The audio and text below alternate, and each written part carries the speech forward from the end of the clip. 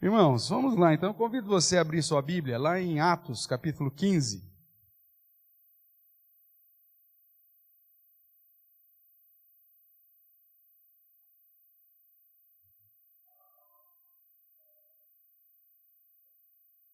A partir do verso de número 6.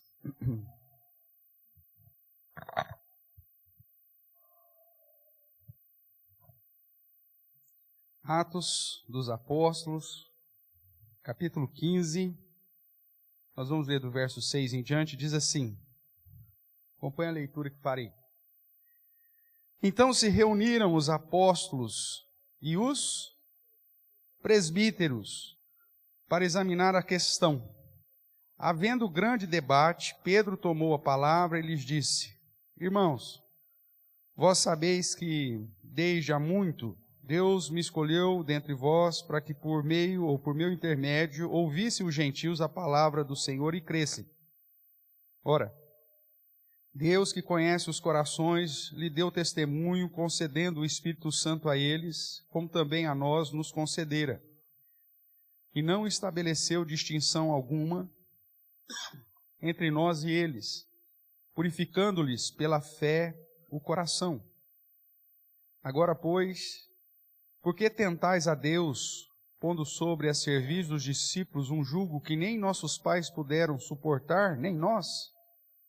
Mas cremos que fomos salvos pela graça do Senhor Jesus, como também aqueles o foram.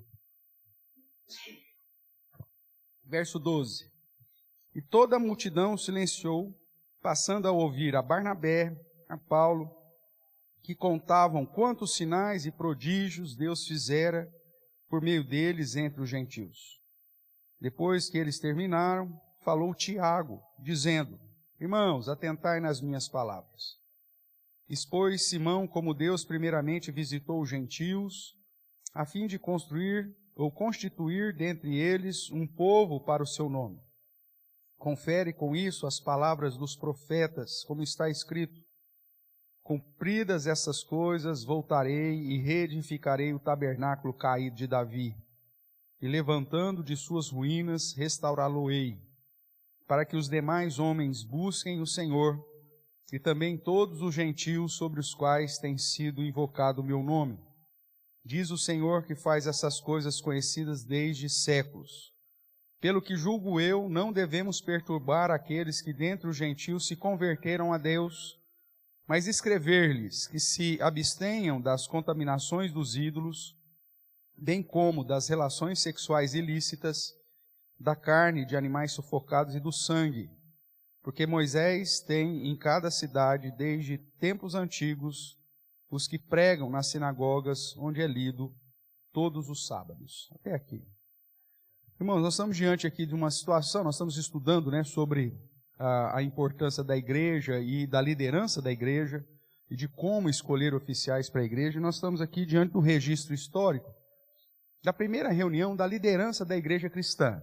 Atos 15 trata da Assembleia aqui de Jerusalém, nós chamamos, onde o assunto que estava em baila era justamente a recepção dos gentios dentro do contexto cristão, ainda muito influenciado nessa transição pelas práticas judaicas, da lei cerimonial.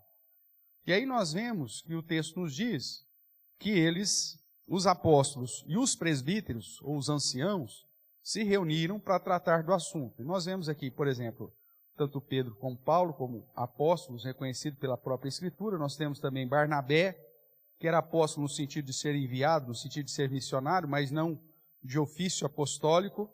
Nós vemos Tiago, que é o irmão de Jesus, que escreve depois lá a sua carta, a carta de Tiago, que era líder em Jerusalém, pastor dos cristãos em Jerusalém, todos eles dando parecer em relação a um assunto que era um assunto novo para a igreja até o momento. Como lidar com os gentios, ou seja, as pessoas de outras nacionalidades. Eles tinham que passar primeiro pelo judaísmo para depois se adentrar ao cristianismo. Eles tinham que guardar algumas perspectivas da lei cerimonial. Então tudo isso foi discutido. E logo depois, no verso 22, observe aí mais uma vez comigo. Então, pareceu bem a quem? Aos apóstolos e a quem mais? E aos presbíteros, com toda a igreja, tendo elegido homens dentre eles, enviá-los, juntamente com Paulo e Barnabé, a Antioquia, foram Judas, chamado Barsabás, e Silas, homens notáveis entre os irmãos. E escrevendo por meio deles, os irmãos, tanto os apóstolos como os presbíteros, aos irmãos de entre os gentios de Antioquia, Síria e Cilícia, saudações. E aí ele então, lá no verso 25, fala mais uma vez, né, da eleição desses irmãos, para enviá-los. E verso 27, enviamos, portanto, Judas e Silas, os quais pessoalmente vos dirão também estas coisas. Verso 28, pareceu bem a quem? Ao Espírito Santo. E a quem mais? E a nós. Nós quem? Os presbíteros, os apóstolos de Jerusalém. Não vos impor maior encargo, além dessas coisas essenciais, que vos abstinhais das coisas sacrificadas a ídolos, bem como do sangue, da carne sufocada e das relações sexuais ilícitas. Dessas coisas fareis bem se vos guardardes saúde. A ideia, obviamente, que quando você vai tratar das decisões aqui, são princípios que apontam para práticas de modo muito mais amplo, né? Tanto a idolatria, a promiscuidade e também o culto que não seja simplesmente oferecido a Deus. É isso que está por trás aqui das decisões, mas fica claro que foi uma decisão colegiada entre os apóstolos e os presbíteros, e que houve harmonia nas decisões ao ponto de dizer, pareceu bem ao Espírito e a nós. E eles elegem, então, homens capacitados para que fossem encaminhados com essa decisão. Veja, nós estamos tratando sobre como eleger oficiais na igreja. E a ideia, nós já vimos desde lá de Êxodo 18, é dividir esse trabalho e formar, de certa forma, um colegiado que possa carregar o peso junto com aquele que o Senhor colocou à frente do trabalho, né? No caso lá do Antigo Testamento, Moisés, no caso do Novo Testamento, os apóstolos, e depois da era apostólica, a liderança da igreja dentro daquela divisão entre os presbíteros docentes e regentes, e que vão tratar das questões que constantemente vão surgir dentro da igreja. E aí, por conta dessa necessidade de sempre estar tratando de assuntos novos que acabam surgindo na igreja, é necessário, como o apóstolo Paulo já nos exortou, que a liderança da igreja tenha algumas características, que nós dividimos aqui pelo menos 3 áreas, né?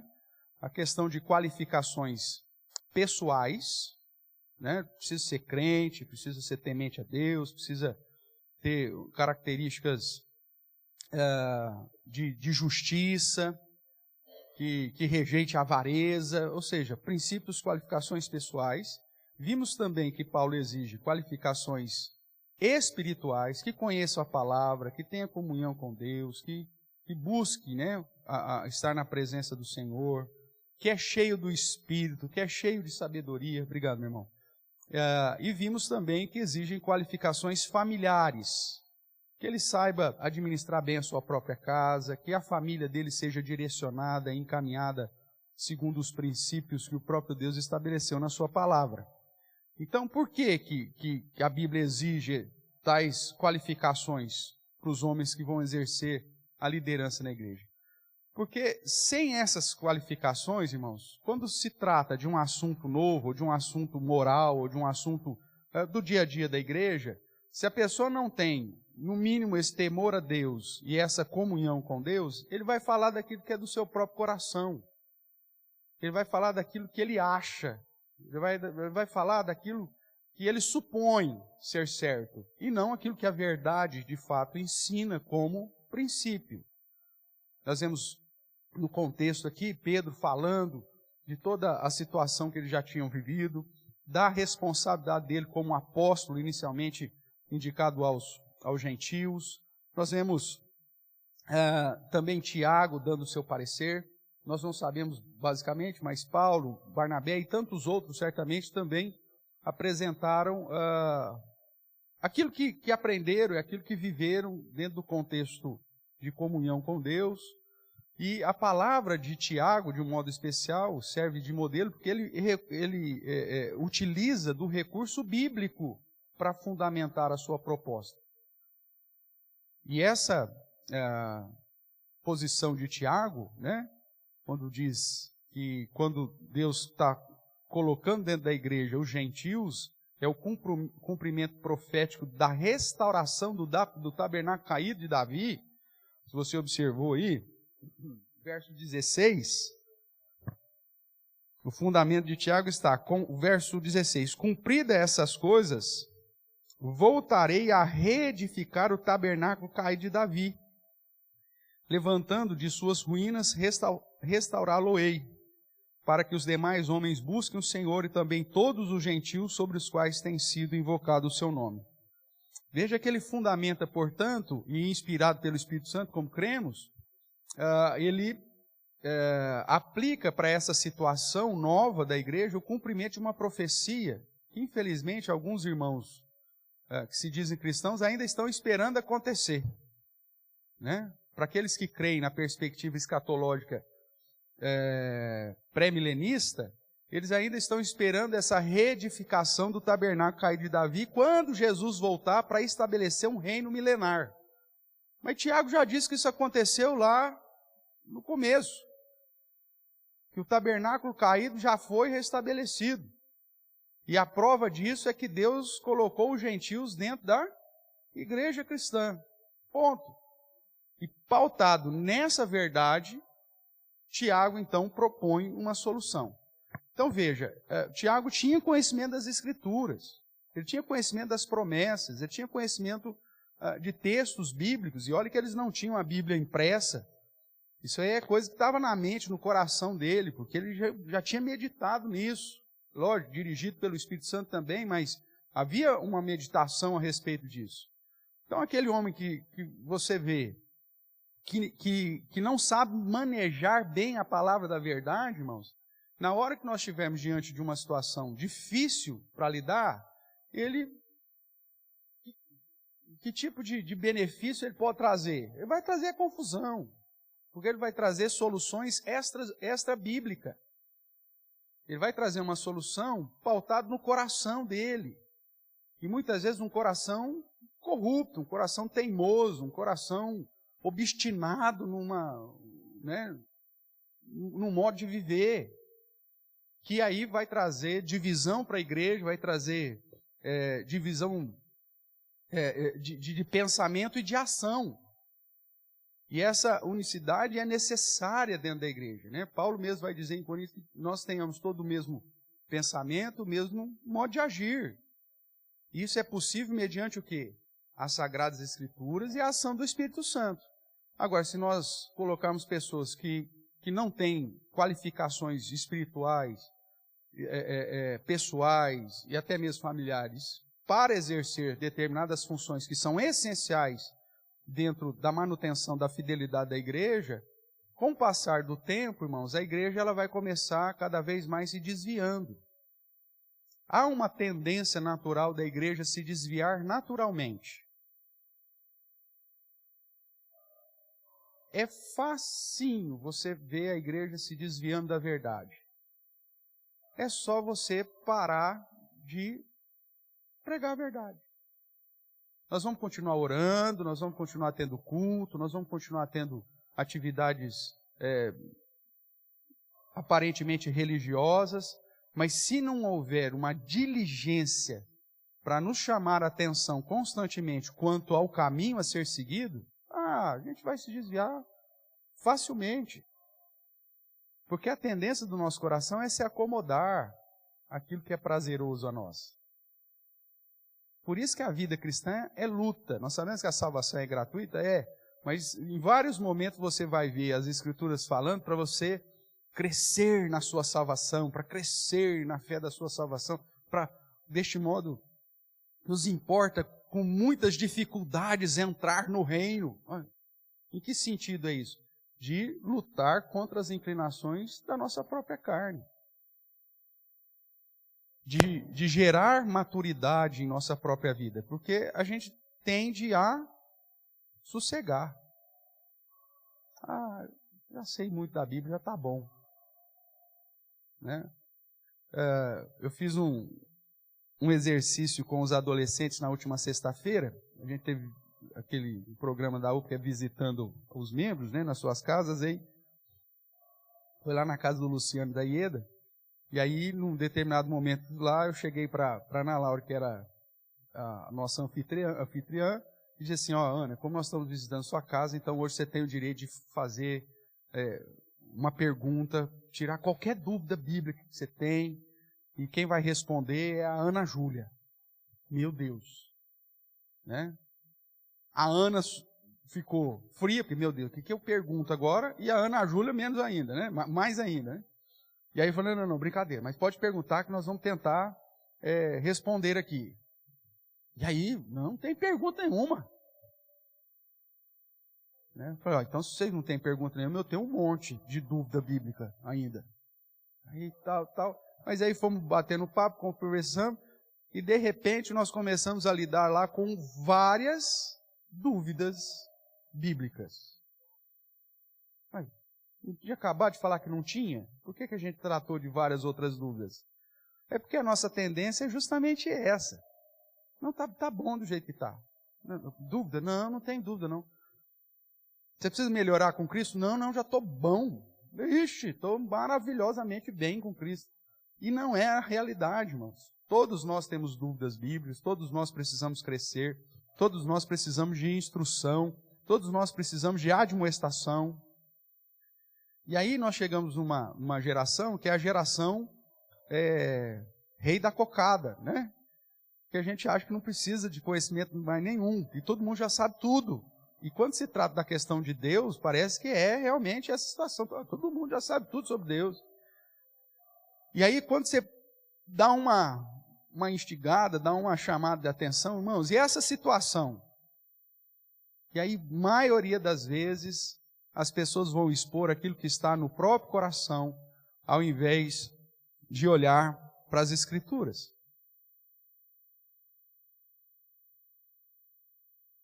E é isso que tem acontecido na igreja de hoje. Nós tivemos uma situação na reunião do Supremo Concílio, que já faz anos que eu não vou, e, sinceridade, não tenho tido muita inclinação em ir. Nem participo da possível eleição do presbitério para ir. Mas teve uma situação lá que o reverendo Augusto Nicodemo depois tentou consertar. E, de certa forma, com a sabedoria que Deus lhe deu, ele foi até bem sucedido. Mas numa situação que alguém usou um texto para tentar fundamentar um argumento dele lá, mas um argumento que poderia ser trabalhado de uma maneira mais tranquila na interpretação correta do texto. Mas enquanto o irmão estava lendo a Bíblia, o plenário, que por ordem constitucional não pode se manifestar enquanto alguém está falando, e muito menos quando se está lendo um texto sagrado, o plenário começou a vaiar o que estava lendo. E que estava lendo as Escrituras. Se a interpretação do infeliz que estava lendo não era a melhor, o que se faz? Ouve-se, levanta a mão ou se inscreve para tratar do assunto, e no determinado momento, como o reverendo Nicodemos fez, ele chega e fala, sobre o texto que foi citado para fundamentar uma decisão, voltemos ao texto, observemos isso, que a interpretação correta é tal. E aí chega-se à melhor decisão. Pronto. Mas o que o plenário fez? Como não concordava com o anseio do coração da maioria, os caras vaiaram. Isso demonstra um despreparo espiritual, fraternal, constitucional, uma incapacidade daqueles delegados ou deputados que estavam lá.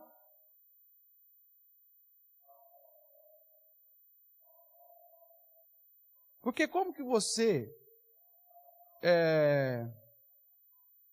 muda um pensamento errado bíblico? É vaiano?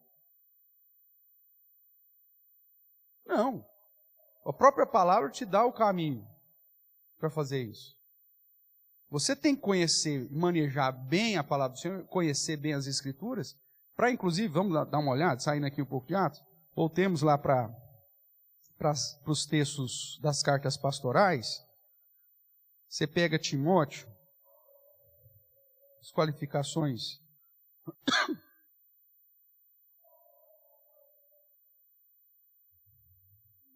No capítulo 3,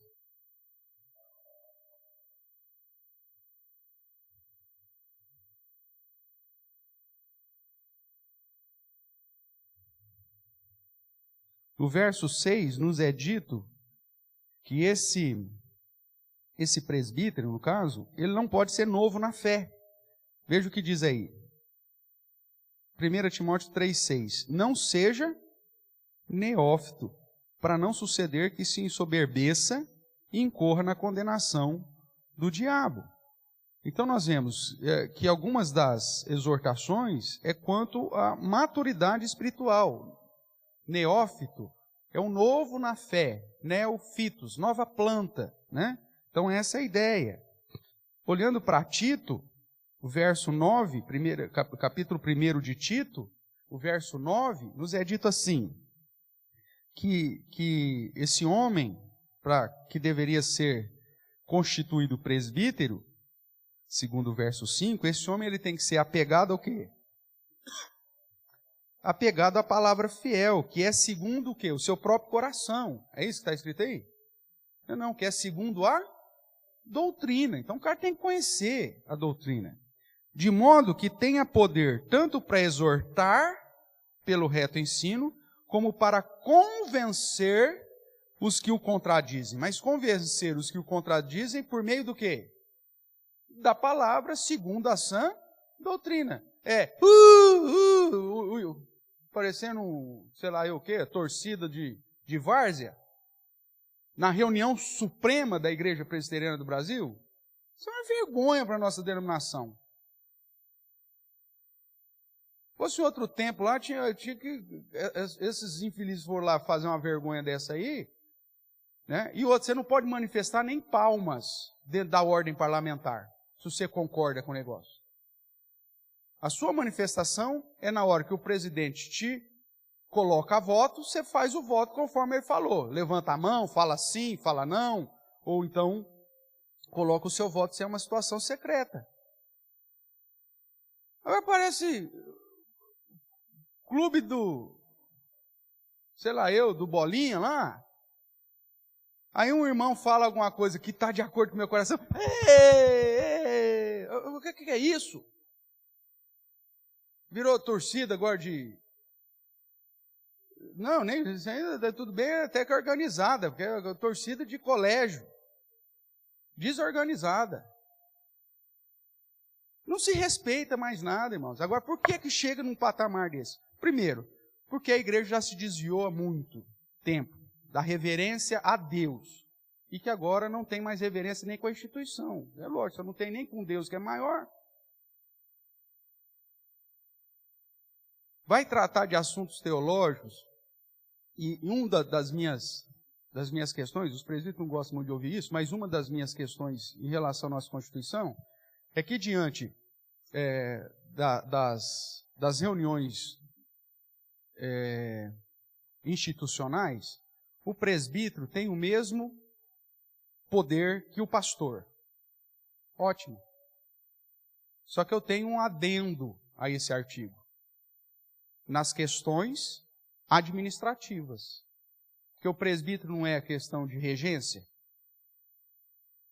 A Bíblia não diz, da ideia, né, que a gente retira das Escrituras, é que existem aqueles que vão ficar focados no ministério da palavra, oração e palavra, que eram os apóstolos, que hoje são os pastores, os presbíteros docentes, e os presbíteros regentes que vão tratar, basicamente, da administração, auxiliando o pastor nas outras questões de docência. Mas são auxiliares do pastor quanto à questão da docência. Porque o responsável na Igreja Presbiteriana do Brasil pelo ensino é o pastor. Só que aí, então, lá no concílio, eles têm o mesmo patamar. Eu defendo que seja acrescentado em questões administrativas. Por que questões administrativas? Porque é a competência do presbítero regente. Agora, quando vai tratar das questões doutrinárias, o presbítero foi para o seminário? Ele foi ordenado para ser pregador? Ele foi licenciado para pregar o evangelho? Ele foi ordenado para ser o responsável pelo ensino da igreja? Não. Ele está debaixo da autoridade de quem? Do pastor, do presbítero docente. Só que aí o voto dele é igual ao do pastor. E o cara não tem o preparo técnico, muitas vezes, para tratar das questões doutrinárias. E aí chega ainda junto dos pastores que querem agradar os presbíteros e que ainda passaram por uma má formação teológica, aí a própria igreja, como instituição, aprova práticas que não deveriam aprovar. Agora, por que chegamos nesse patamar? O problema está lá no início do processo. A igreja elege os presbíteros. E uma igreja que não é ensinada e que não tem o mínimo de um conhecimento que é passado para ela, ela vai eleger quem? Vai eleger o primo, vai eleger o irmão, vai eleger o tio, vai eleger o cara que tem o sobrenome lá mais conhecido da igreja, ou o cara que tem mais recurso financeiro. Ele não vai olhar para as questões bíblicas para a eleição ou para escolher o seu oficial. Marco.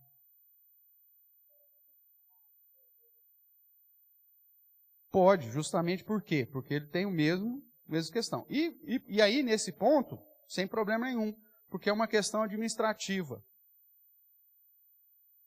Ele vai ser só um moderador da reunião. Então, um presbítero pode ser eleito presidente do Supremo Concílio? Pode, nós já tivemos, inclusive. Pode, sem nenhum problema. Agora, biblicamente correto, e a nossa igreja segue isso, os atos pastorais que, porventura, a função de presidente exerce, ele tem que convidar um ministro ordenado para fazer. Ele é o presidente do Supremo Concílio, mas ele não pode impetrar uma bênção. Ele é o presidente do Supremo Concílio, mas ele não pode exercer as funções privativas do pastor. Então, a nossa igreja ela faz essa distinção muito clara, com o amparo bíblico correto. Só que aí, quando vai tratar de uma situação, e quando chega um assunto no Supremo Concílio, é porque chega num assunto o quê? Tranquilão? Um assunto mel na chupeta? Não. Se o assunto doutrinário chegou lá no Supremo Concílio, é porque é um assunto pesado, que já foi tratado em igreja, que não conseguiram resolver, que já foi tratado em presbitério, não conseguiram resolver, que foi tratado em ensino, não conseguiram levar para o Supremo Concílio. Aí você pega e põe quem para tomar esse tipo de decisão de um assunto sério? Muitas vezes pessoas despreparadas. E isso vai depois vir como resolução para toda a igreja.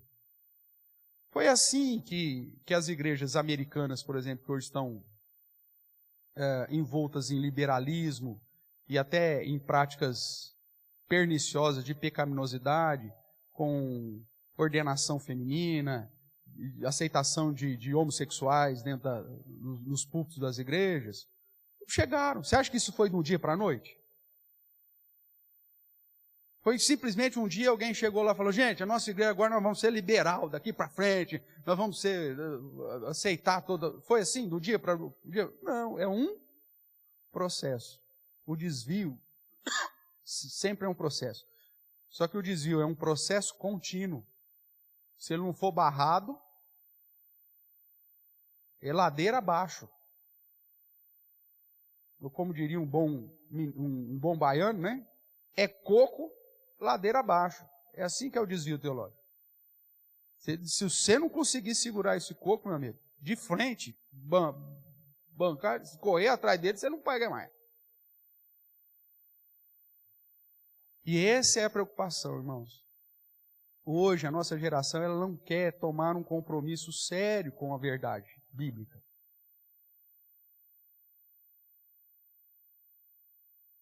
Às vezes eu me preocupo se eu estou sendo muito duro com a igreja. Mas, na verdade, irmãos, a realidade demonstra que não. Né? É tipo, pastor, mas parece que a situação é tão difícil. Desse jeito, daqui a pouco, se for seguir esse padrão, daqui a pouco nós não vamos ter gente para escolher. Agora, o problema é o padrão bíblico? Da gente não ter gente para escolher? E porque o padrão dos homens da nossa geração é um padrão medíocre, a gente vai diminuir o padrão bíblico? Eu gostaria de ouvi-los. É lógico que não. O padrão bíblico não muda. O que nós temos que fazer? Nós temos que começar chamar a atenção dos homens da nossa geração e falar, meu amigo, o padrão é isso aqui. Eu não estou falando padrão para você ir para o céu, no sentido de cidadão do céu, o cara que, né, o santo, porque se for aqui, você vai para o céu de fato. Então, mas é um padrão que a Bíblia exige para você exercer a liderança nela, na igreja. Só que o que nós temos feito? A nossa geração de homens está sendo cada vez mais aquém do padrão que Deus quer, que a igreja pega o padrão de Deus e vai diminuindo. Pensa numa situação de uma prova de salto em altura. Né? Tem a vara lá. Qual que é o recorde mundial? Alguém sabe disso aí? 6,10. 6,10? 6,10. O padrão de Deus está lá no 6,10. Aí você fala assim, pastor, isso é o recorde mundial, pastor, não dá para alcançar. Olha, o recorde mundial já foi 2 metros, já foi 3, já foi 4. Hoje está lá no 6,10. Mas por que chegou no 6,10? O pessoal foi batendo, não foi? Então se alguém bateu, é capaz de tal. E já tem na próxima aí, pessoal que já teve uma marca, eu acho que foi maior que essa aí, aquele francês lá que brigou com o brasileiro aqui na... Então tá, vamos imaginar, tá lá, 6,10, é o padrão. Aí começa todo mundo tentar e não consegue, porque não treina direito, porque não se exercita direito, porque não se alimenta direito. Aí a gente fala, gente, nós vamos diminuir o recorde mundial, nós vamos jogar fora o recorde mundial, esquece que o recorde mundial um dia foi 6,10. Nós vamos, já que todo mundo não está conseguindo, nós vamos baixar o recorde mundial para 4. Para ver se alguém consegue superar os 4 metros. É assim que funciona no esporte? Não. E por que na igreja tinha que ser assim também? Só que é isso que a gente tem feito. Na eleição dos nossos líderes, você tem um padrão bíblico, aí você fala, pastor, mas difícil de achar gente nesse padrão bíblico. Então vamos diminuir o padrão bíblico. Vamos baixar aqui o padrão. Aí daqui a pouco, meu amigo, você está numa situação que a igreja não existe mais. Aí vira clube mesmo. Vira qualquer reunião de moleque para decidir como que vai ser a pelada lá no campinho de areia. Né? E aí continua a mesma história de que o dono da bola é o presidente da galera. Não era assim? Pelo menos assim era na minha época. O cara que tinha a bola, ele que define. Inclusive o lado do campo que ele joga, o melhor vai para o time dele. E se o time dele está perdendo, ele pega a bola, acabou, ele vai embora para casa. Não é assim que funcionava? Dava uma raiva desse moleque que era dono da bola, rapaz. Beleza. Hoje em dia, quando você vai tirando o padrão bíblico, aí você fala assim, o dono da bola vai ser eleito presbítero. É a família mais rica, é o cara que tem o sobrenome não sei de quem, é o cara que exerce uma função na sociedade. O cara lá na sociedade é tal coisa. O que adianta?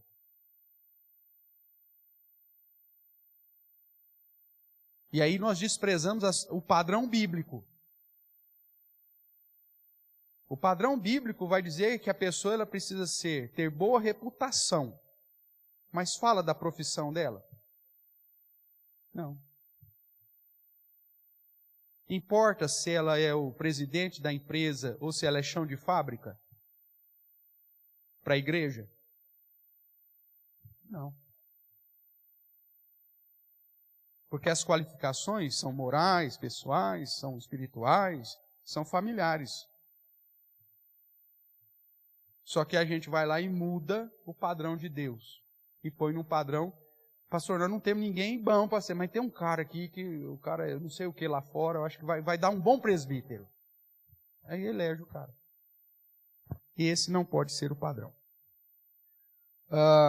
Nós vimos aí, então, semana passada, que nós dividimos a sequência aí em 3 áreas, né? Os critérios bíblicos, os critérios constitucionais e critérios doutrinários. Semana passada falamos dos critérios bíblicos, então qualificações pessoais, familiares e espirituais, tá? E hoje vamos dar uma olhada nos critérios constitucionais. E aí eu vou pedir a sua paciência um pouquinho, porque nós vamos ler aqui alguns artigos da nossa Constituição, para que você entenda sobre o processo aí. Se você quiser, não sei se você tem acesso à internet, mas se você tiver, é só entrar na página da igreja, lá na biblioteca, você vai ter esse material que é o Manual Presbiteriano em PDF lá.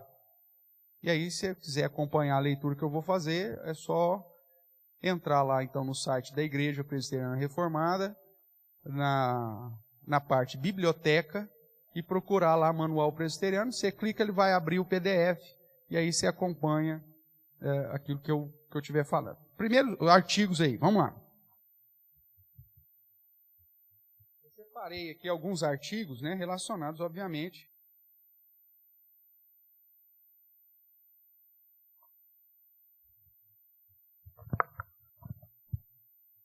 ao tema, né? Então, o artigo 4, ele vai dizer assim: a igreja local é uma comunidade constituída de crentes professos, juntamente com seus filhos e outros menores sob a sua guarda, associados para os fins mencionados no artigo 2, e com governo próprio, que reside no seu conselho. O artigo 2 vai falar do culto, de tudo mais e tal.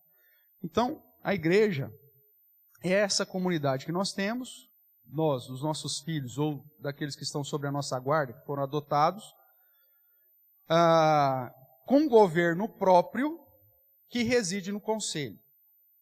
Né? Então,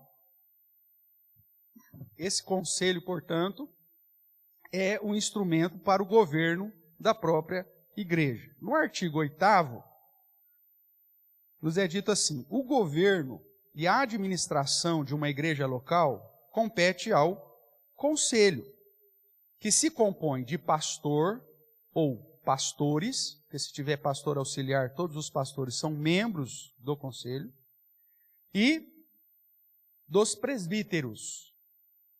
Então, o conselho é formado pelo pastor e pelos presbíteros. Se tiver mais de um pastor, todos os pastores auxiliares fazem parte também do conselho. Nós vamos ver que se você for estudar pela Constituição, por exemplo, o pastor auxiliar, ele tem assento no conselho, inclusive tem voto no conselho. Então, amanhã depois, a igreja cresceu, nós temos aí 4 pastores auxiliares. Os 4 pastores auxiliares fazem parte do conselho. Toda reunião do conselho, vai dizer a Constituição, que não tiver com a maioria dos seus membros, é considerada inconstitucional.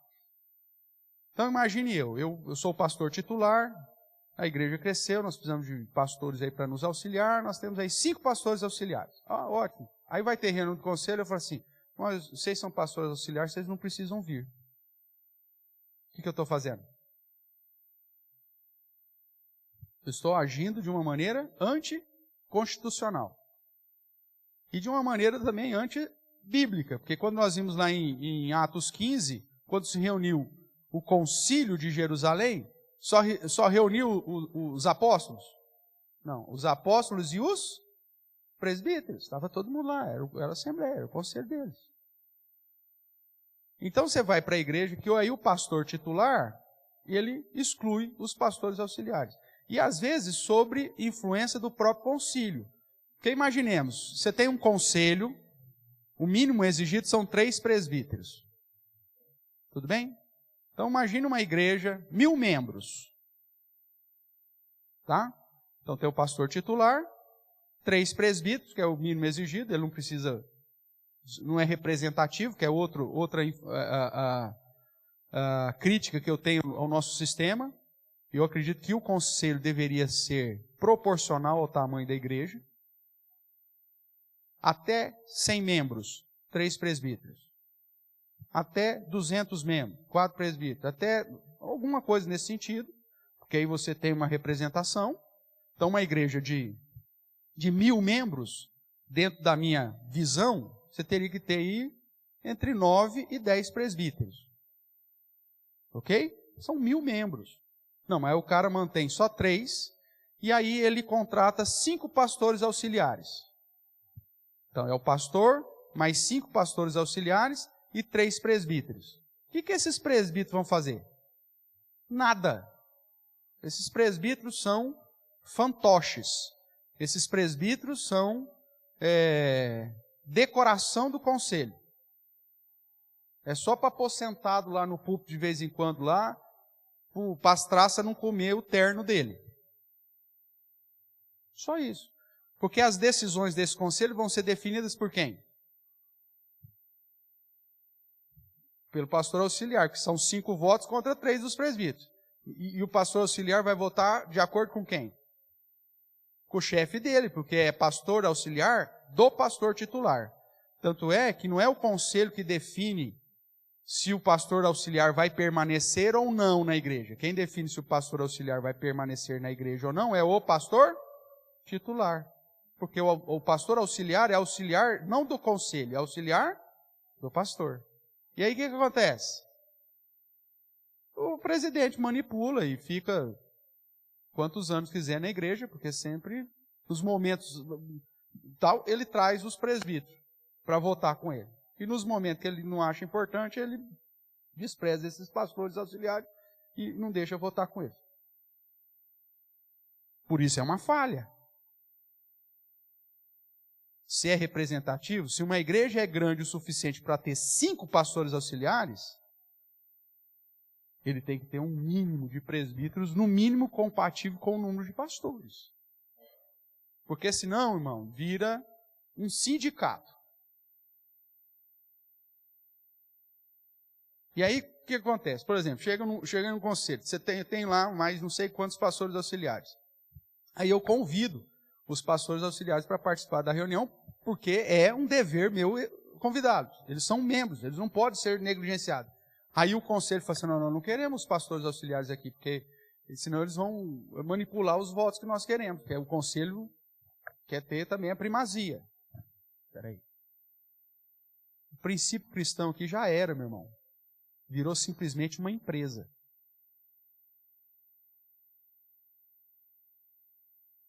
Então a igreja que elege pastores e presbíteros é que tem que ser esse guardião das qualificações bíblicas, de manter o padrão lá no lugar que tem que ser, porque senão nós vamos trazer problema para a própria igreja. E chega uma hora que fica insustentável. Tudo bem até aqui, irmãos? Vamos caminhar mais um pouco. Artigo 13. Se você que está acompanhando aí comigo.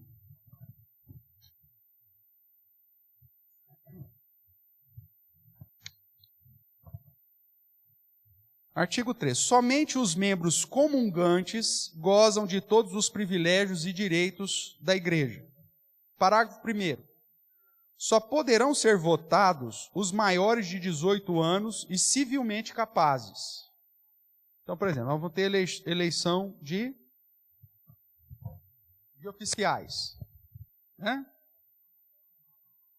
Pastor, tem um menino aí de 17 anos, um moleque fantástico, pastor. Que menino maravilhoso. Pode? Não. A Constituição já determinou que é maior de 18 anos. E membro comungante da igreja. Parágrafo 2º. Para alguém exercer cargo eletivo na igreja, é indispensável o decurso de 6 meses após a sua recepção. Então, alguém foi recebido na igreja, vai ter eleição da UPH. Vamos formar o UPH. Vamos formar a diretoria da UPH. Nós recebemos o irmão mês passado. Ele pode participar dessa eleição? Não. Para ele participar de qualquer questão eletiva dentro da igreja, ele tem que ter, no mínimo, 6 meses. Tudo bem? E para presbítero e diácono, pastor? Para o presbiterato e o diaconato, o prazo é de 1 ano.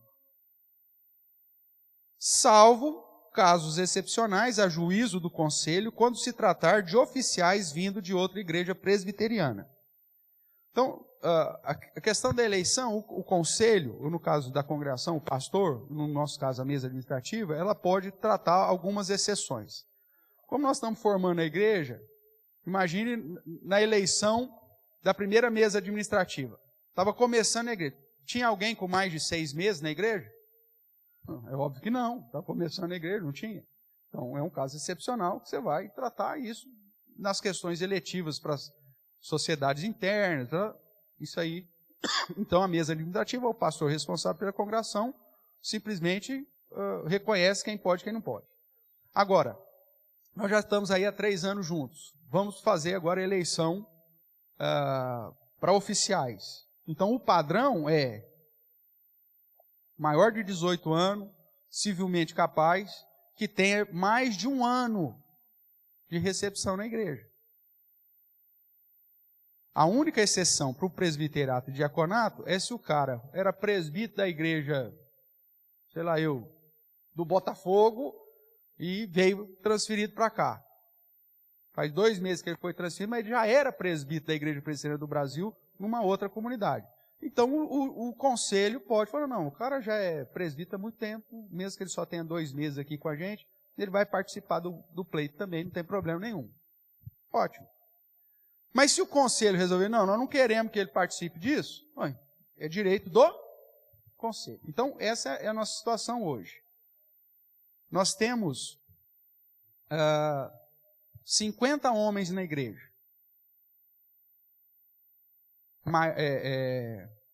50 homens na igreja. Tudo bem? É isso mesmo, né, Paulo? Naquela coisa que eu mandei?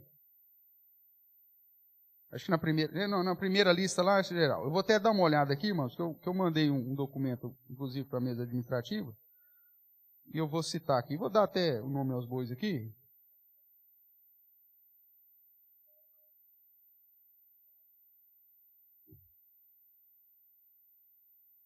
Vou deixar que eu estou abrindo aqui. Pá. Relação de homens. Oh, maravilha, hein? Hã?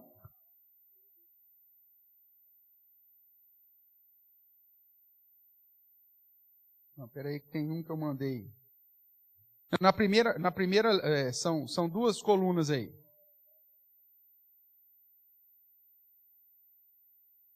Aqui. Na primeira coluna, que conta todo mundo. 50 homens.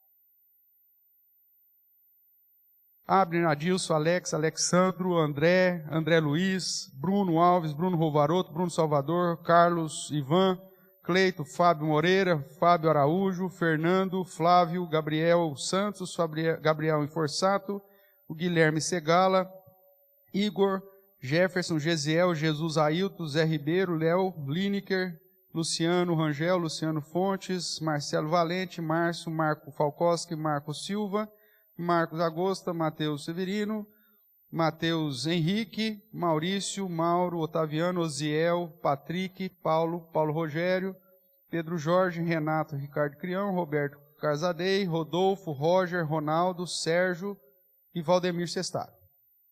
Esqueci de alguém? Não citei seu nome? Está aqui. 50 homens. Meu amigo, 50 homens, cara. A exigência é 3 presbíteros e 3 diáconos. Ok?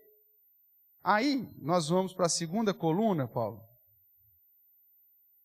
que é os maiores. Aqui estão todos maiores de 18 anos. Os que têm 1 ano, que têm mais de 1 ano na igreja. Aí desses 50 diminui, vai para 39 na minha conta agora. Porque o último aí já não está mais. Né? 39. Que é o pessoal que está há mais de 1 ano. Então, 11 que não estão há mais de 1 ano. Pessoas que até têm capacidade, tem não sei o quê, mas por exigência constitucional, você não pode. A não ser que tenha sido presbítero de uma igreja presbiteriana do Brasil. Já é oficial da igreja presbiteriana do Brasil. Nós não temos nenhum caso desse. Então, quais seriam os 39 aí? Vamos lá. Abner, Adilson, Alex Barbosa, né? O André Luiz, Bruno Rovaroto, Bruno Machado. Por exemplo, o Bruno já não entra. Né, Bruno? Faz menos de 1 ano que a gente fez a recepção. O Carlos Ivan, Fábio Moreira, já o Fábio Araújo já não entra. Foi em fevereiro, né? Fevereiro ou março. Não faz menos de 1 ano. Fernando Casarini, Flávio, Gabriel Santos e o Gabriel Inforçato, o Jefferson, Gesiel, Jesus Ailton, Leonardo, Luciano Fontes, Luciano Rangel, Marcelo Valente, Márcio Richard, Eiras, Marco Antônio Falcosque, Marcos Paulo, Marco Agosta, Matheus Severino, Matheus Henrique, Maurício, Mauro, Otaviano, Ziel, Patrick, Paulo Henrique, Paulo Rogério, Renato, Ricardo Grião, Roberto Casadei, Rodolfo, Roger, Ronaldo, Sérgio e o Valdemir. Você está dando 40 números aqui. Aí, desses 40, nós temos alguns irmãos que não assinaram aquela carta pedindo exclusão. Lembra que os membros falaram, gente, nós temos que pedir, o presbitério exigiu assinar uma carta pedindo exclusão, uma vez que a outra igreja não concedeu transferência, então vai pedir exclusão lá. Lembra disso? Aí desses, teve alguns que não assinaram a carta. Aí cai para 38. Que é o caso do André, não assinou, o Cezinha não assinou, o Marco Agosta e acho que é isso. Cai lá. Aí o Mil, inclusive, pediu para sair. Pediu exclusão. Mil Sestaro. Ontem. Passou nem pela mesa aí. Então, tira mais um. Aí a gente chega, eu acho que naquela conta que o Paulo tinha falado, que é os 38. É isso? 37 agora. Então, 37 nós temos. Aí, desses 37, nós, homens possíveis, nós temos aquele curso que nós pedimos para o cara conhecer o básico do básico. Desses 37, cai para 18. Tudo bem? Pessoas que fez o curso, tarará, tarará. E esses que fez o curso, é que fez o curso. Não significa que entregou todas as tarefas, fez todas as provas, ou foi aprovado nas provas. Não, só participou do curso. Porque se eu for ainda entrar no detalhe, se entregou todas as matérias e se foi aprovado na prova, é negativo quase que fica aqui, meu Deus do céu. Tá? Chegamos em 18. Aí desses 18, nós tivemos um processo aí e tal, de provando e testando as pessoas, parará, papapá. Aí alguns falaram, pastor, eu não quero concorrer, o pastor não é para mim, eu acho que ainda não estou muito preparado. O outro, eu tenho algumas dúvidas sim, o outro eu tenho alguma dúvida tal. Aí, não sei o quê, chegamos a... Cadê aqui você? Chegamos a 8 nomes. 50, chegamos? 8.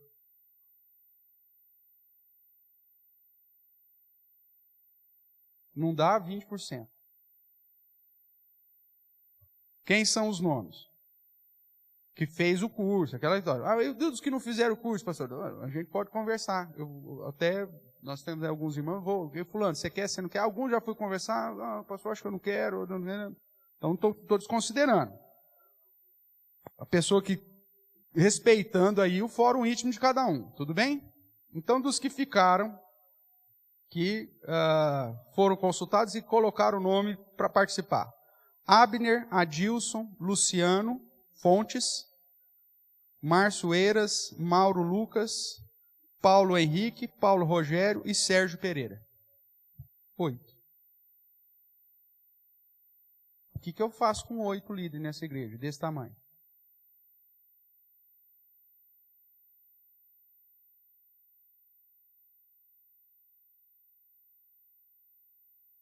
Pastor, é que o senhor está cobrando muito. O sarrafo está 6,12 e o recorde mundial é 6,10. Meu amigo, não, então tá bom, vou pôr no 6,10. Mas o padrão é o padrão bíblico. De masculinidade, de espiritualidade, de compromisso, de zelo. Eu não posso diminuir esse padrão, cara. Vai estar gravado lá. Se for para baixar o padrão, eu tinha me vendido e continuava pastor da 4.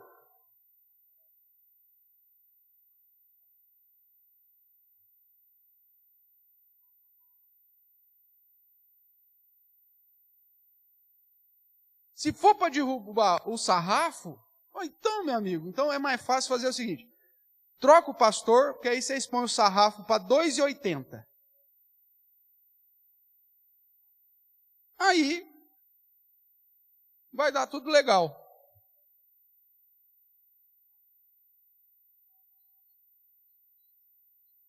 Não tem como eu ser mais claro com vocês, irmãos.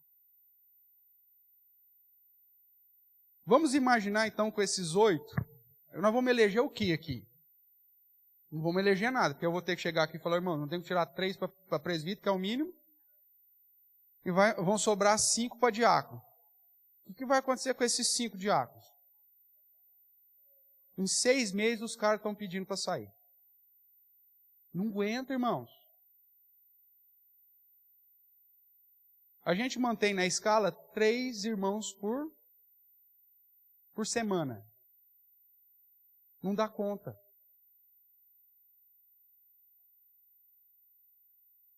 Com 3 irmãos por semana, eu ainda tenho que vir abrir igreja, eu ainda tenho que vir de vez em quando ligar som da igreja, eu tenho que vir abrir reunião de oração da SAF da igreja.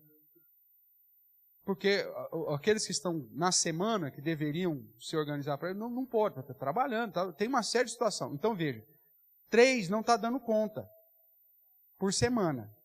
Para ele ter uma escala, tipo assim, ele vai atuar uma semana e nas outras vai atuar ou na liturgia e tal, ele vai atuar, mas para dar um negócio leve, para deixar todo mundo correndo atrás das suas responsabilidades, mas ao mesmo tempo fazendo a igreja andar. Agora eu só vou ter 5 para o mês inteiro. Aí não tem escala. Aí é perpétuo. É ministério perpétuo. Qual que é a escala, pastor? Do dia 1º de janeiro ao dia 31 de dezembro. É a sua escala. Sejamos sinceros. É possível? O cara aguenta? É impossível, irmãos.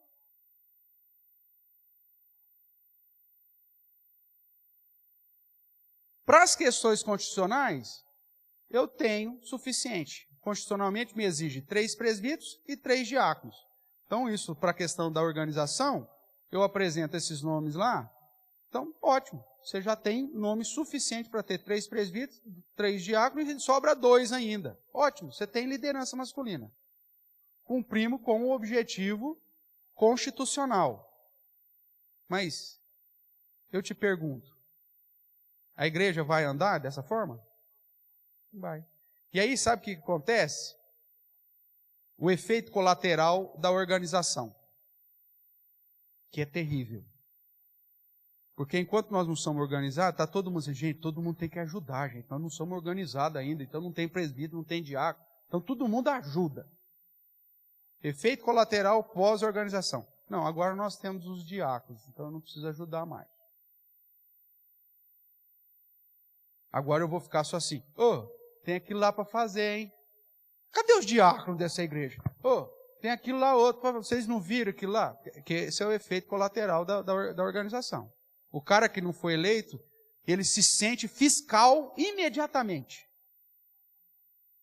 Aí ele só fica fiscalizando.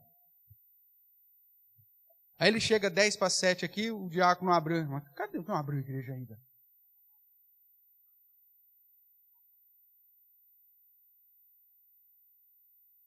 E aí você tem 200 fiscais para 5 caras só.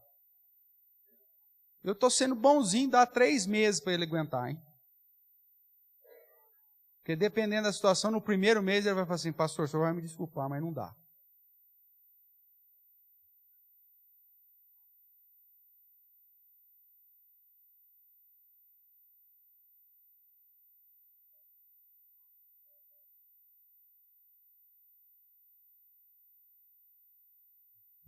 O problema é o padrão, irmãos.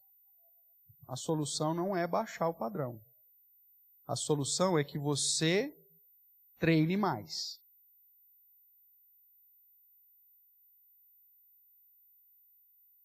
Em especial você, homem da igreja. Você precisa saltar 6 e 10. E só tem um jeito de você saltar 6 e 10. Você tem que treinar.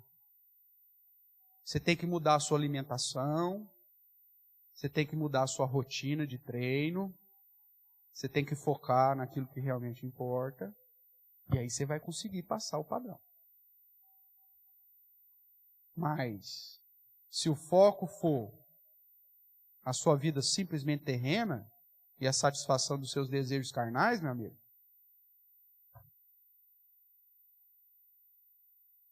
agora eu não posso chegar a Deus, fazer o quê, né? De 50 sobrou 8, então vamos baixar aqui para pelo menos ter mais alguns aqui para concorrer.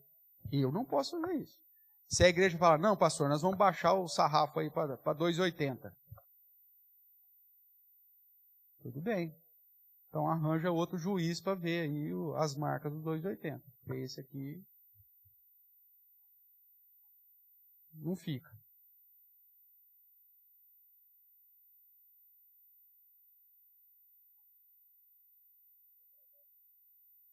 Ou nós somos um corpo,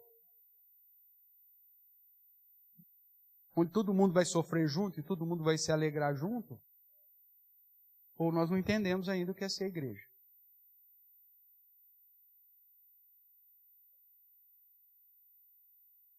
Eu sei que desde o último dia dos pais, eu tenho puxado, descido o sarrafo, como diz alguns aí, né?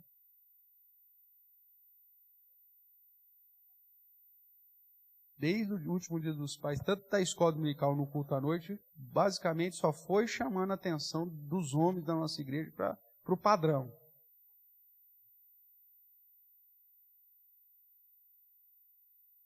E alguns já pediram para sair. Tudo bem, irmãos. Eu também preciso saber com quem de fato eu posso contar. É importante para mim como líder isso. Porque a Bíblia diz que o padrão do homem bíblico é que ele não tem palavra dobre. O sim dele é sim, o não dele é não. Pastor, não quero concorrer. Beleza, meu amigo. Sem problema nenhum. Perfeito.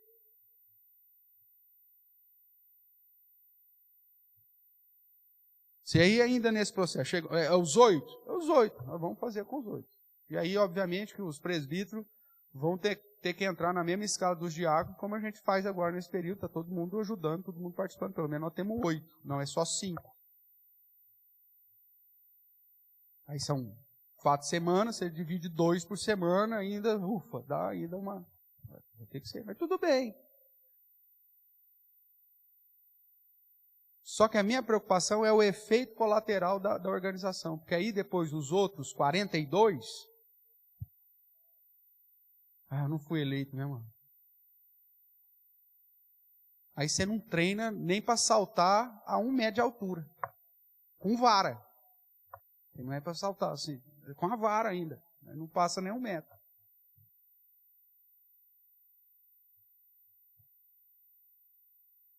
Ou somos igreja ou não somos, irmãos. Ou nós fazemos parte da igreja ou não fazemos. Ou nós estamos dispostos a servir ou não estamos. Vamos ler aqui mais um pouquinho. Desses minutos que me faltam aqui. Artigo 25.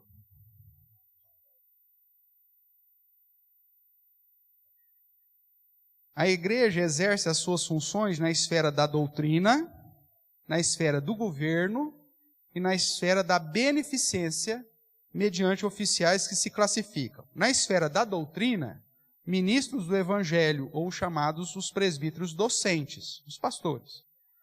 Na esfera do governo, basicamente, os presbíteros regentes e na esfera da beneficência, os diáconos. Artigo 50.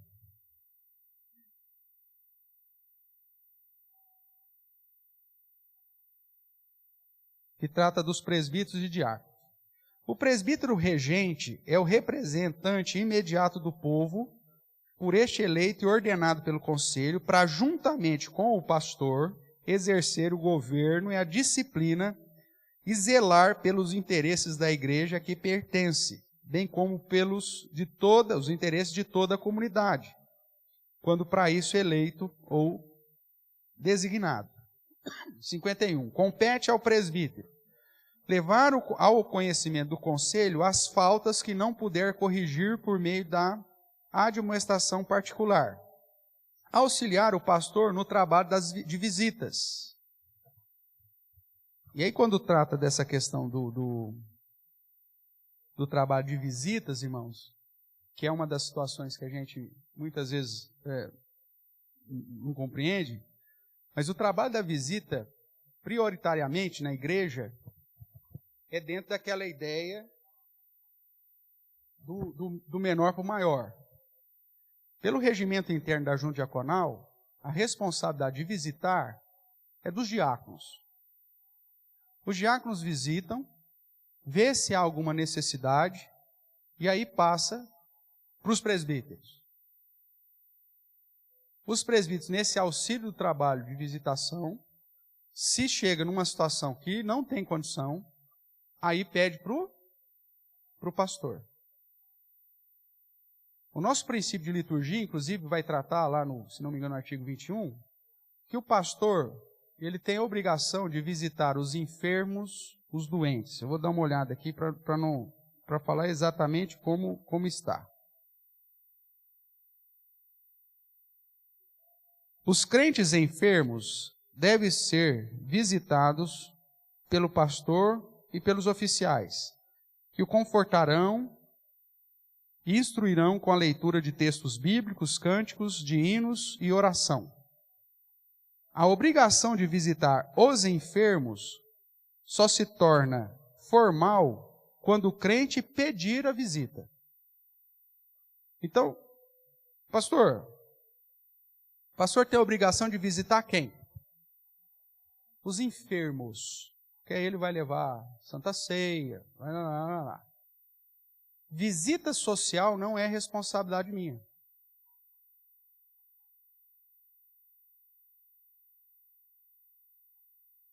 O pastor não vai na casa da gente comer pão de queijo e tomar Coca-Cola. Meu amigo, essa não é minha função.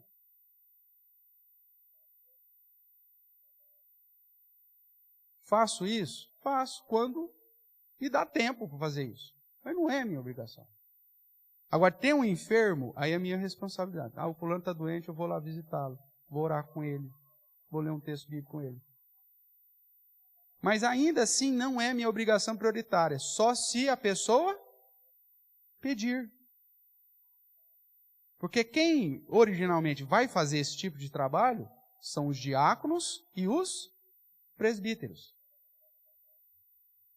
Então, por exemplo, avaliar a função pastoral no sentido de visita, sem conhecer a Constituição e o princípio de liturgia da nossa igreja, e fala assim, o pastor não visita. Amigo, essa não é a função prioritária dele, não. E você pega aqui a Constituição, você vai ver que as funções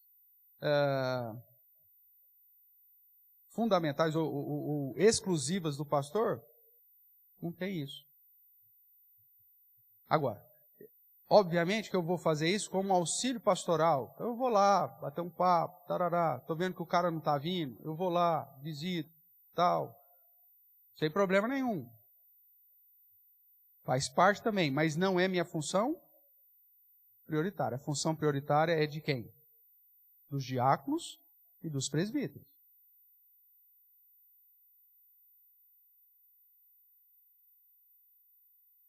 Ah, pastor, mas historicamente, uma questão regional, interior do estado, tal, ótimo, por isso que eu marco visitas. Mas visita sem propósito? Vai fazer visita por quê? Vai fazer a visita. Não.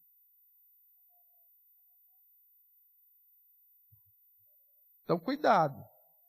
Muitas vezes avaliar a função pastoral por aquilo que não é prioritário do cara.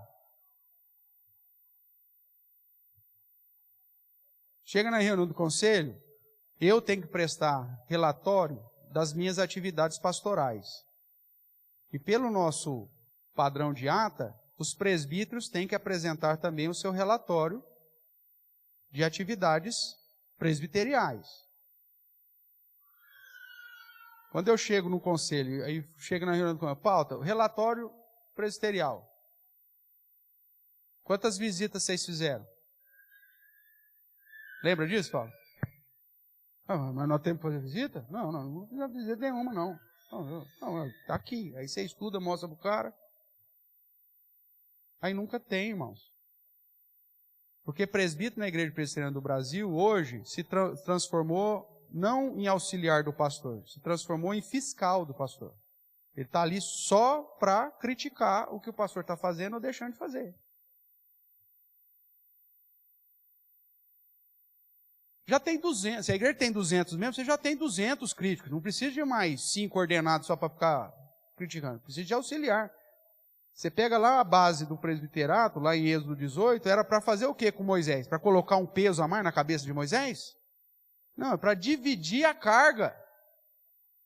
Esse é o princípio, é para servir. É para ser instrumento de bênção, é para ser instrumento de auxílio.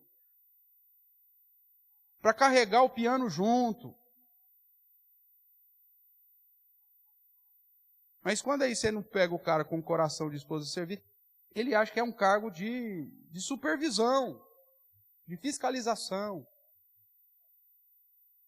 E aí o presbítero mete a boca no diácono, porque os diáconos estão fazendo isso, você não viu que não está faltando isso? Você não viu? Peraí, cara.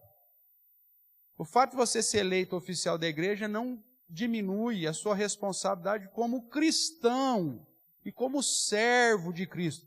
Quer ser o maior? Então, sirva.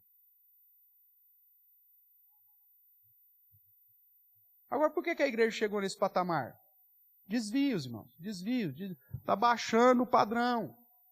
Não podemos baixar o padrão. Nós precisamos aumentar o treino dos atletas. Melhorar a alimentação dos atletas. Focar no padrão que os atletas precisam alcançar. Não sei se a minha analogia aqui está sendo feliz e se está sendo clara. Tudo bem? O que mais? Instruir os neófitos.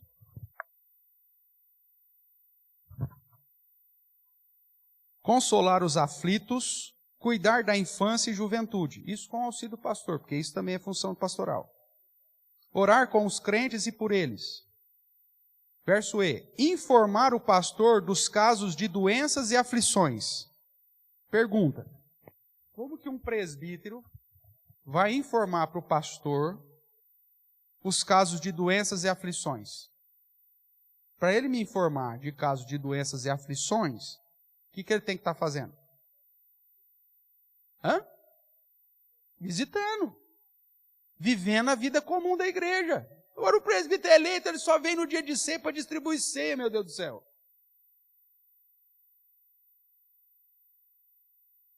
Se é obrigação dele me avisar, pastor, ó, o senhor precisa ir lá na casa do Joãozinho, lá passei lá, o bicho tá, ó, morre e não morre, hein? E seria bom o senhor ir hoje, porque amanhã talvez já foi para a glória, hein? Opa, eu vou lá. Pastor, tá um caso de aflição lá, ó. O Mané e a Rosinha estão brigando, estão aflitos lá, ó, tive lá, o senhor precisa ir lá. Opa, vamos lá no Mané e a Rosinha então, vou lá.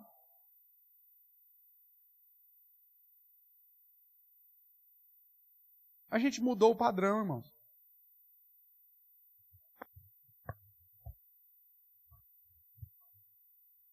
Distribuir os elementos da Santa Ceia, tomar parte na ordenação de ministros e oficiais, representar o conselho no presbitério, este no sínodo e no Supremo Concílio, quando eleito para isso. O artigo 52. O presbítero tem nos concílios da igreja autoridade igual dos ministros. E aqui que eu sugiro, né, uma modificação, que seria na perspectiva de colocar um parágrafo aqui, que nos casos doutrinários, que deveria ter um peso diferente para o presbítero docente. O cara estudou para aquilo, irmão. 6 anos no seminário, 5 anos no seminário, ou agora 4 anos no seminário. É o cara que é o responsável pela questão do ensino na igreja. Aí você deixa as questões doutrinárias, às vezes para um presbítero, que está lá, porque a igreja elegeu, por causa do sobrenome dele, por causa da profissão dele, o cara não sabe nem fazer o óculo copo na perspectiva teológica, vai gerar erros doutrinários. Mas essa é a minha posição. O que está em voga é isso aqui, artigo 52. Tá? Só estou externando que eu não olho para a Constituição da Igreja Presbiteriana de modo cego. Eu vejo algumas falhas na própria Constituição, que você pode discordar de mim. Não tem problema nenhum. O diácono. O diácono é oficial eleito pela igreja e ordenado pelo conselho para que, sob supervisão do conselho, dedique-se à arrecadação das ofertas para fins piedosos, ao cuidado dos pobres, doentes e inválidos. Pergunta, como que o diácono vai cumprir com a responsabilidade dele, que é dedicar-se especialmente ao cuidado dos pobres, doentes e inválidos? Visitando. Como que ele sabe que alguém está doente e precisa de ajuda? Ah, pastor, tem que trocar o fraldão lá do seu Tomé. Opa! É uma tarefa especial que quem deve dedicar dentro da função da igreja? O diácono.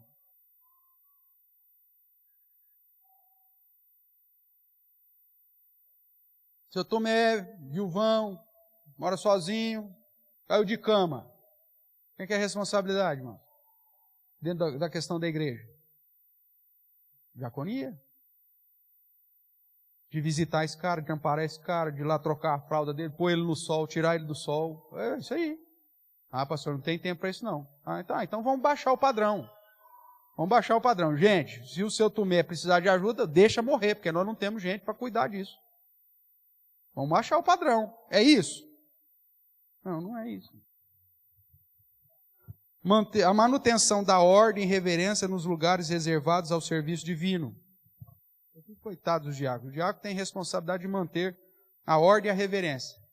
Aí o seu filho tá, sei lá, é o demônio da Tasmânia. Lembra do Taz? Hã? Quem senta perto, dali a pouco você olha, já sumiu. O moleque já devorou. Né? Foi arrebatado? Não, o menino devorou.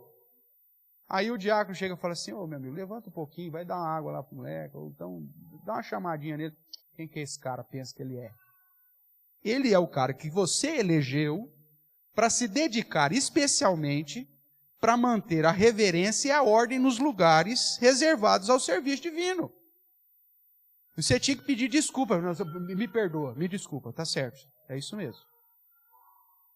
Mas nós mudamos o padrão, estamos descendo o sarrafo. Já deve estar no 50 centímetros agora. E, por último, exercer a fiscalização para que haja boa ordem na casa de Deus e nas suas dependências. É uma função determinada ao diácono, enquanto está tendo um serviço cultico, de não permitir que aconteça nenhuma outra atividade nas dependências da igreja. Está no regimento interno. Então, por exemplo, vai ter King Kids, vai ter geração não sei das quantas. Pelo nosso regimento, se está tendo culto aqui, não pode ter nenhuma atividade paralela. Ah, mas é o cultinho das crianças. Esse é mais um motivo porque dentro da igreja presbiteriana não deveria existir o cultinho das crianças. Porque o artigo 4 que nós lemos, o que é a igreja? É a comunidade de crentes, juntamente com os seus filhos e menores sob a sua guarda, para prestarem juntos o que determina o artigo 2º, que é o culto a Deus. Biblicamente e constitucionalmente falando, no momento do culto solene, é a família adorando ao Senhor, irmãos. Mesmo que o seu filho seja o TAS. A comunidade vai aprender a amar o TAS. A comunidade vai te auxiliar na manutenção do TAS. Vai apertar lá como chama? A camisa de força dele. A gente vai lá, põe o dedinho para você dar o laço. Não tem problema. Aperta mais um pouquinho. Vem cá que eu te ajudo. Pode apertar. A comunidade vai fazer isso, irmãos. Porque somos um corpo. Nós não vamos lançar o TAS no inferno. Mas nós vamos acolher o TAS. Vamos ajudar os pais, auxiliar os pais que na adoração, para que o TAS se acostume e aprenda a respeitar o culto divino. Isso é família, irmãos. Esse é o padrão. Só que o que nós fizemos? Baixou. E aí é mais fácil você olhar para os pais e falar assim, o que vocês estão fazendo aqui? Você não consegue manter seu filho, não venha no culto. Porque tem gente que não fala isso, mas com o olhar, a legendinha embaixo assim, está lá, fora! Isso não é igreja. E aí o diácono vem para tentar não sei o que esse cara é? Foi o cara eleito para isso. E aí nós temos vários outros artigos aqui, eu convido você a dar uma olhada, mas para a gente finalizar, irmãos, então nós podemos resumir que nas questões constitucionais, quem que pode ser eleito? O membro maior de 18 anos, homem civilmente capaz. Para fazer o quê? As qualificações e funções dos presbíteros regentes ou de diácono. E como devem ser escolhidos? Em assembleia geral extraordinária, por escrutínio secreto, após a igreja ser instruída de como vai ser o pleito. Aí entra aqui a minha dúvida, né? Minha dúvida. Se eu tenho 8 homens que se colocaram à disposição. Então eu vou colocar 3 presbíteros e 5 diáconos. Porque se eu colocar 4 presbíteros, vai ficar 4 diáconos. Aí fica mais difícil para o diácono.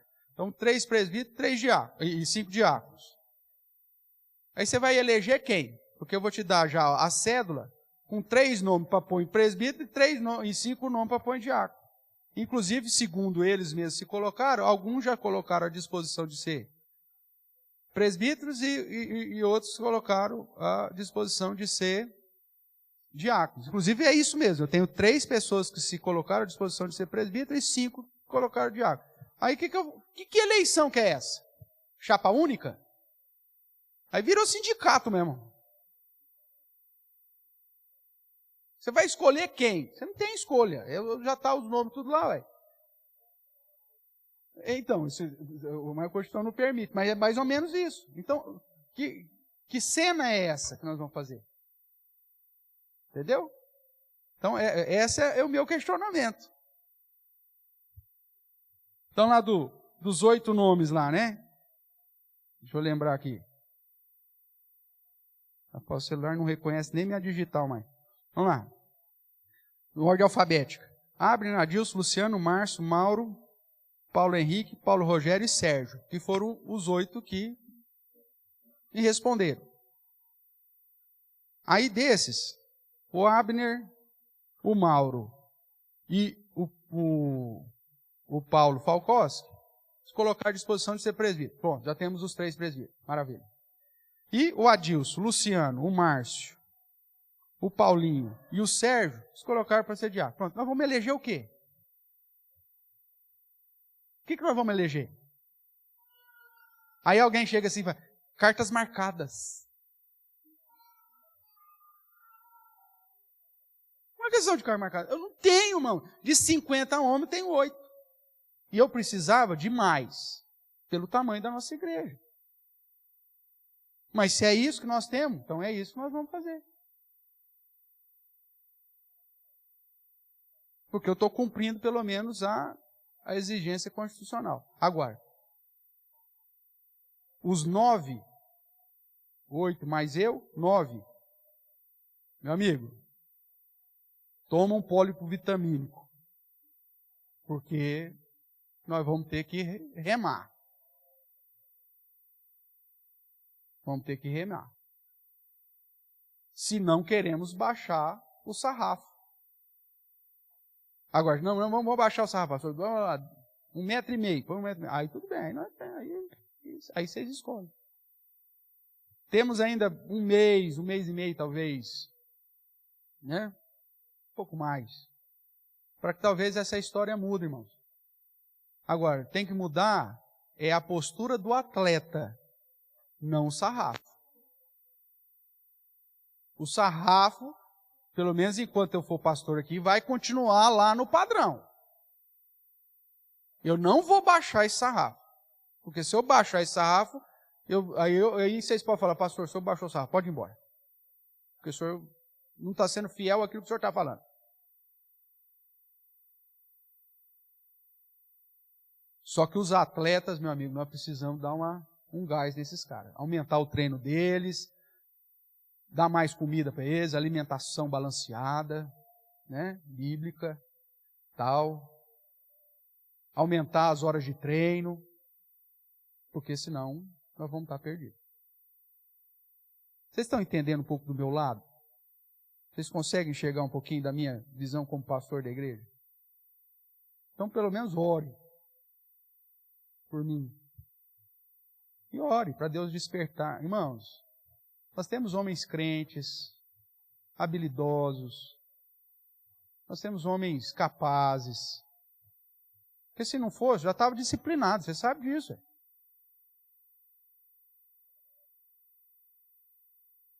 Só que ainda não entenderam o que significa corpo. E quando se trata de corpo, tem que ter sacrifício, mas não tem jeito.